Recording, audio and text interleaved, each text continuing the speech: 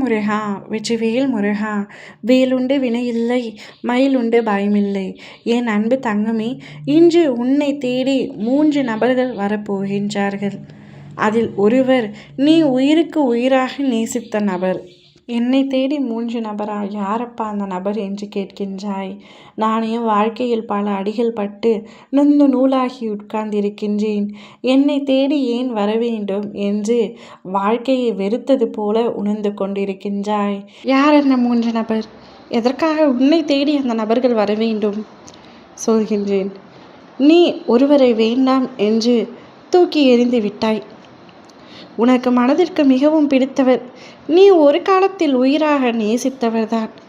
ஒரு சண்டை காரணமாக அவரை வேண்டாம் என்று தூக்கி எறிந்துவிட்டு இப்பொழுது அவரை மறக்கவும் முடியாமல், நினைக்காமல் இருக்கவும் முடியாமல், திரும்பும் பக்கமெல்லாம் அவர் முகமாகவும் இருக்கின்றது. இப்படி அவஸ்தைப்பட்டு கொண்டிருக்கின்றாய். அவரை மறக்க முடியாமல். மறக்க வேண்டும், மறந்து விடுவேன் எளிதாக என்று நினைத்துத்தான் வேண்டாம் என்று கூறினாய். ஆனால் இன்று வரை மறக்க முடியாமல் தவித்து கொண்டிருக்கின்றாய். அவரை பற்றி கூறவே அவருடைய நண்பர்கள் 2 உன்னை தேடி வரப்போகின்றனர். அவரும் இப்படி உன்னை நினைத்து கஷ்டப்பட்டு அழுது கொண்டிருக்கின்றார். சில முட்டாள்தனமான காரியங்களையும் செய்து கொண்டிருக்கின்றார்.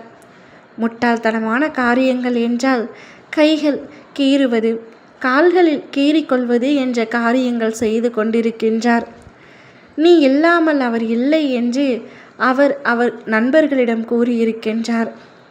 அதை கேட்டு பதறி போய்த்தான் அவர் நண்பர்கள் உன்னை தேடி இப்பொழுது வந்து கொண்டிருக்கின்றனர்.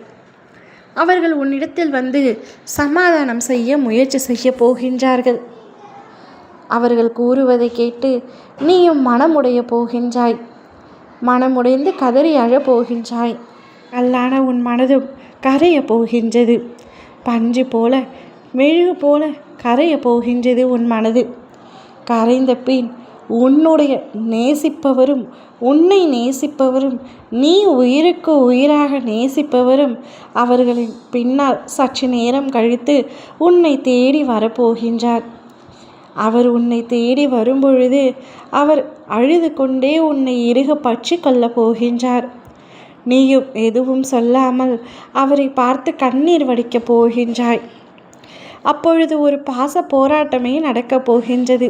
நான் வெறுக்க முடியாத அந்த நபர், நீ நேசித்த அந்த நபரை பார்க்கும் பொழுது உன் மனம் அடையும் சந்தோஷத்திற்கும் அளவு இல்லாமல், உன் மனம் வலிக்கும் அளவு இல்லாமல், நீ எவ்வாறு எதிர்கொள்வது என்று தெரியாமல் தவித்து நிற்கப் போகின்றாய் ஒரு சிலை போல. இவ்விஷயங்கள் அனைத்தும் சிறு வினாடியில் நடந்து முடிய போகின்றது. அதன் பிறகு நீ விரும்பிய துணையுடன் சந்தோஷமான ஒரு வாழ்க்கையை வாழப் போகின்றாய். ஓம் முருகா வெற்றிவேல் முருகா.